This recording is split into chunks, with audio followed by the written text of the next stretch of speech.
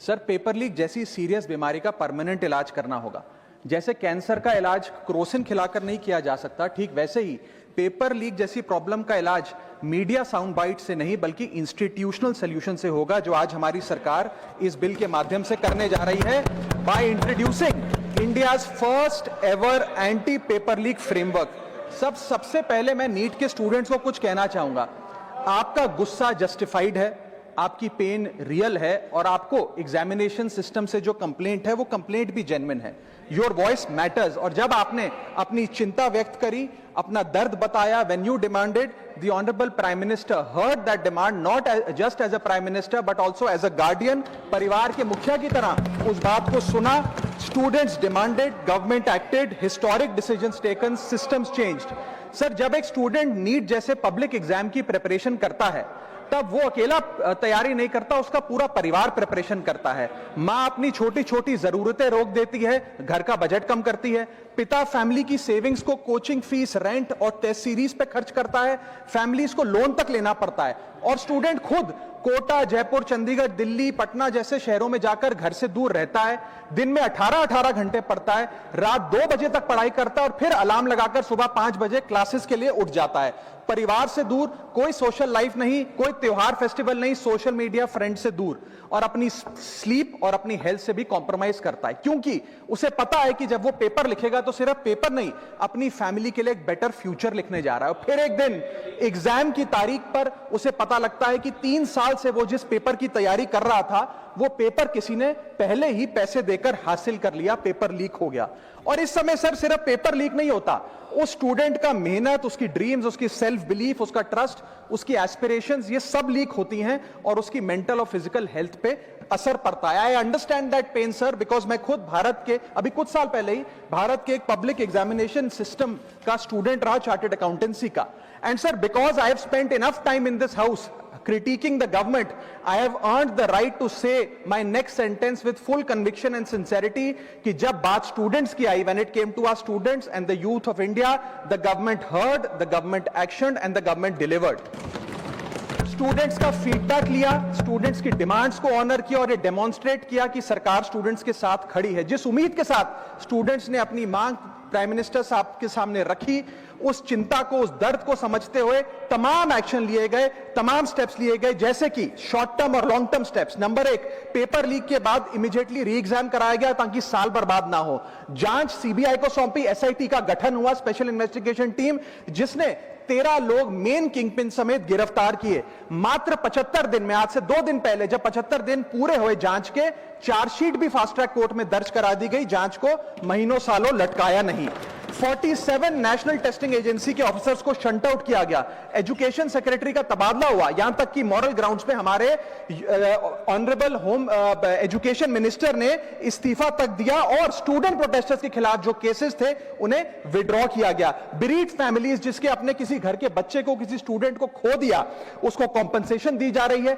Exam security protocols को strengthen किया जा रहा है और अगली बार से यह नीट का पेपर ओएमआर शीट से नहीं बल्कि फुल्ली कंप्यूटर बेस्ड टेस्टिंग से कराया जाएगा ताकि remotest chance of paper leak भी एलिमिनेट कर दिया जाए। इसी के साथ साथ सरकार ने एक हाई पावर टास्क फोर्स का गठन किया है जो फर्दर रिफॉर्म्स अंडरटेक करेगी कि भारत के पब्लिक एग्जामिनेशन सिस्टम की इंटेग्रिटी को कैसे प्रिजर्व और प्रोटेक्ट किया जाए। और इसमें इंडिया के मोस्ट अक्लेम्ड एक्सपर्ट्स जैसे कि नंदन नीलकनी साहब को समिति में डाला गया है। इसी के साथ साथ डेटरेंस क्रिएट करने के लिए, अपराधी के मन में खौफ पैदा करने के लिए एक ऐसा कानून लेकर आज सरकार सदन में आई है जिसके पास होने के बाद कोई अपराधी सपने में भी यदि पेपर लीक करने का सोचेगा तो उसकी रूह कांप जाएगी। पहली चीज, पेपर लीक को एक इंडिविजुअल द्वारा किया गया क्राइम नहीं बल्कि एक ऑर्गेनाइज्ड सिंडिकेट नेटवर्क द्वारा किए गए क्राइम के तौर पे ट्रीट किया जाएगा, जिसमें इनसाइडर हो, कोचिंग माफिया हो, लॉजिस्टिक वेंडर हो, प्रिंटिंग प्रेस हो, सॉल्वर गैंग हो, एग्जाम ऑफिशियल्स हो, सब पर कार्रवाई होगी। सबको दोषी करार देने के बाद, गिल्टी करार देने के बाद 10 साल तक की जेल होगी और 10 करोड़ रुपए तक का जुर्माना लिया जाएगा। सारे ऑफेंसेस को cognizable, non bailable, non compoundable बनाया गया। एक स्पेशल टास्क फोर्स का गठन किया गया कि अब कभी भी यदि पेपर लीक की संभावना भी उत्पन्न होती है तो यह स्पेशल टास्क फोर्स जांच करेगी और यह इन्वेस्टिगेशन सालों साल नहीं लटकाई जाएगी, 2 महीने के अंदर अंदर से इस इन्वेस्टिगेशन को कंप्लीट करना होगा। और इसी के साथ साथ फास्ट ट्रैक कोर्ट्स का गठन किया जो ये इंश्योर करेंगे कि इसमें स्पीडी ट्रायल हो, डे टू डे ट्रायल हो, स्पेशल पब्लिक प्रोसिक्यूटर होगा, 3 महीने में पनिशमेंट सुनाई जाएगी। सर मैं बता दूं, हमारे देश में fast track courts heinous crimes के लिए बने हैं, जैसे कि क्राइम्स अगेंस्ट वुमेन, रेप और पॉस्को जैसे अपराध के लिए। आज हमने पेपर लीक को उस हिनियस क्राइम्स की कैटेगरी में ला खड़ा किया है सर। इसी के साथ साथ सर इंस्टीट्यूशनल और systematic reforms will demonstrate zero tolerance towards paper leak, और इससे भारत की इंडियन पब्लिक एग्जामिनेशन सिस्टम की इंटेग्रिटी को हम प्रिजर्व और प्रोटेक्ट कर पाएंगे। ये सब इसलिए हुआ because sir there is nothing more important than the students and their future.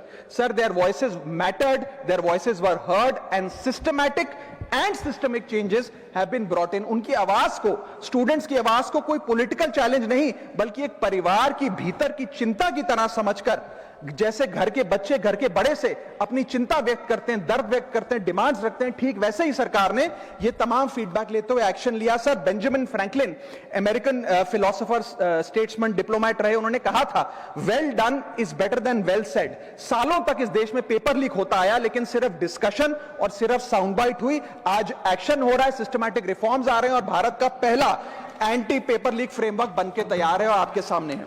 Sir इसी के साथ साथ पेपर लीक किसी एक पार्टी का, किसी एक सरकार का ऑफिसर या मिनिस्ट्री की देन नहीं है और ये कोई 2026 का फिनोमेना भी नहीं है। सर मैं बता दूं कि सर जब बात अकाउंटेबिलिटी की हो, मोरालिटी की हो, जवाबदेही की हो, तो इसलिए जब बात अकाउंटेबिलिटी की हो, मोरालिटी की हो, जवाबदेही की हो, तो सर ये इससे तय नहीं होना चाहिए कि पेपर लीक कौन से राज्य में हुआ, कौन सी मिनिस्टर के अंडर हुआ, कौन सी पार्टी में हुआ, क्योंकि ये एक पैन इंडिया ऑर्गेनाइज्ड क्राइम है, क्रॉनिक डिजीज है।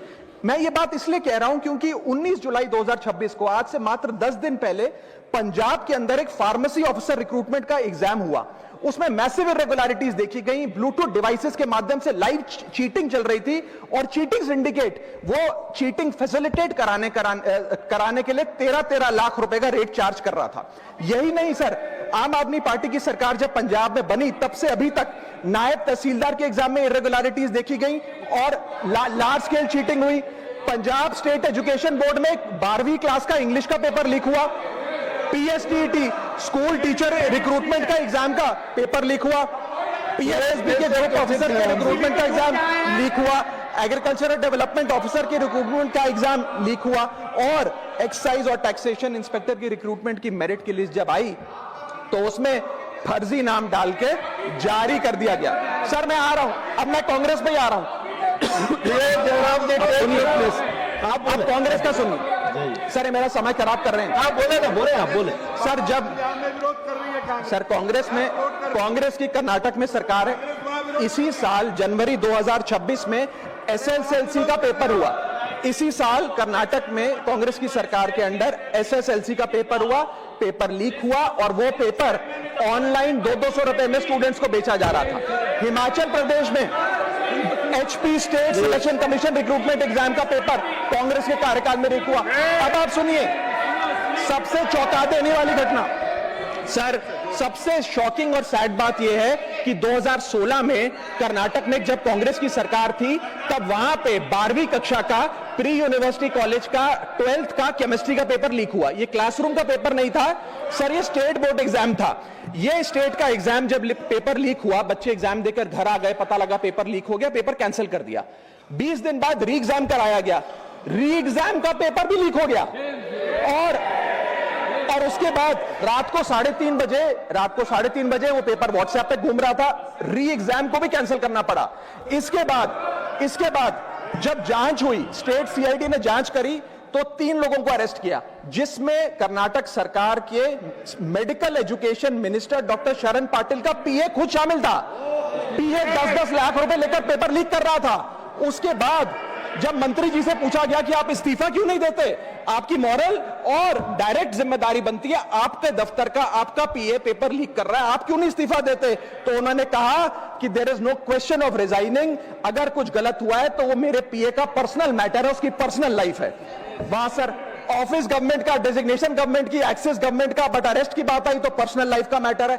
और आयरनी देखिए, आज 2026 में कर्नाटक में फिर कांग्रेस की सरकार है और डॉक्टर शरण पाटिल फिर मंत्री हैं और उसी विभाग के मंत्री हैं, मेडिकल एजुकेशन विभाग के मंत्री। ये है स्टैंडर्ड ऑफ अकाउंटेबिलिटी। सर सुन लो, उसी के साथ साथ 2004 से 2014 के बीच में जब यूपीए की सरकार थी तो कांग्रेस के कार्यकाल में दर्जनों एग्जाम्पल हैं, डॉक्यूमेंटेड एग्जाम्पल हैं पेपर लीक के सर, जिसमें मुख्य तौर पर AIIMS post graduate medical entrance exam 2006 में लीक हुआ, रेलवे रिक्रूटमेंट बोर्ड का एग्जाम 2009 का लीक हुआ, all India engineering entrance exam 2011 UPA के कार्यकाल में लीक हुआ और SSC combined graduate level exam 2013 leak हुआ। सर इस पीरियड में उस समय की यूपीए सरकार ने क्या किया? कोई अकाउंटेबिलिटी एस्टैब्लिश करी, कोई एग्जाम सिक्योरिटी आर्किटेक्चर को ओवरऑल करने के लिए कोई कानून लाए, कोई dedicated anti paper leak law लाए? कुछ नहीं लाए। सर मैं एक बात कहना चाहता हूं, सर पॉलिटिकल मेमोरी सिलेक्टिव हो सकती है, पब्लिक रिकॉर्ड सिलेक्टिव नहीं हो सकता। अगर national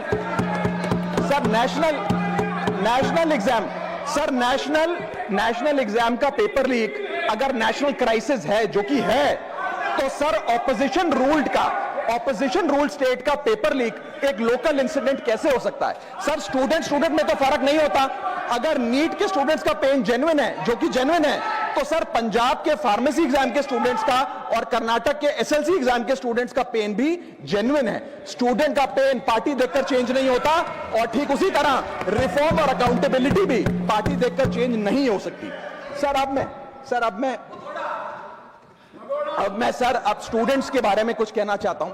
sir their voice matters, उनकी मांगे जायज हैं। सर स्टूडेंट्स द्वारा प्रोटेस्ट करना, सवाल पूछना, डिमांड रेस करना, कोर्ट जाना, पीसफुल मार्च निकालना, ये सब उनका संवैधानिक अधिकार है और ये करना भी चाहिए। लेकिन सर स्टूडेंट का प्रोटेस्ट स्टूडेंट का रहे, किसी पॉलिटिकल पार्टी की रैली ना बन जाए, वे अपना माइक किसी को आउटसोर्स ना करे, क्योंकि सर स्टूडेंट की लड़ाई तो एग्जाम सिस्टम को सिक्योर बनाने की है, नेताओं की लड़ाई अपनी सोशल मीडिया रीच बढ़ाने की है। सर जब पॉलिटिकल लीडर्स प्रोटेस्ट के टाइम पर बैरिकेड के आगे स्टूडेंट को भेज खुद कैमरे की सेफ साइड पे रहें, तो उनसे पूछिए कि रिस्क मेरा और रील तुम्हारी, ये पार्टनरशिप कैसी? सर स्टूडेंट का मूवमेंट स्टूडेंट के फ्यूचर के लिए है, किसी फ्लॉप पॉलिटिकल पार्टी के कमबैक के लिए नहीं है सर। और जो पॉलिटिकल पार्टी के अपने खुद के फ्यूचर का अता पता नहीं, वो स्टूडेंट के फ्यूचर की क्या लड़ाई लड़ेगी? सर स्टूडेंट्स को जस्टिस चाहिए, पॉलिटिकल पार्टी को फुटेज। स्टूडेंट को एग्जाम सिक्योर करना है, पॉलिटिकल पार्टी को वायरल क्लिप। स्टूडेंट का सवाल फ्यूचर का है, नेता का कैलकुलेशन अगले इलेक्शन का। इसीलिए मैं ऑपोजिशन पार्टीज को कहना चाहता हूं, don't use students emotion for your political promotion. ये लड़ाई बीजेपी वर्सेस कांग्रेस नहीं है, ये लड़ाई मेरिट वर्सेस माफिया की है, मेहनत वर्सेस सेटिंग की है। और सर एक बात और, सर आज हमारे स्टूडेंट्स पर पढ़ाई का बहुत स्ट्रेस है। हमारे समाज ने, हमारी सोसाइटी ने आज बच्चों का, क्योंकि हम बेस्ट चाहते हैं, अपनी बच्चों से पढ़ाई संबंधित एक्सपेक्टेशन को प्रेशर में बदल दिया है। और ये प्रेशर सब स्कूल से ही शुरू हो जाता है। जब बच्चा 10वीं क्लास का बोर्ड का एग्जाम दे रहा होता है तो बोला जाता है ये क्रिटिकल ईयर है, अच्छे मार्क्स लाने हैं, नहीं तो स्ट्रीम नहीं मिलेगी, पूरा करियर बर्बाद हो जाएगा। 12वीं क्लास में जाता है तो प्रेशर और बढ़ता है, बोला जाता है ये लाइफ का टर्निंग पॉइंट है, आगे की जिंदगी कैसे डिसाइड होगी। जेई, नीट, सीयूईटी, तमाम एंट्रेंस एग्जाम की तैयारी का प्रेशर अलग। और सर जब कॉलेज पहुंचता है तो एक अलग ही लेवल का प्रेशर होता है।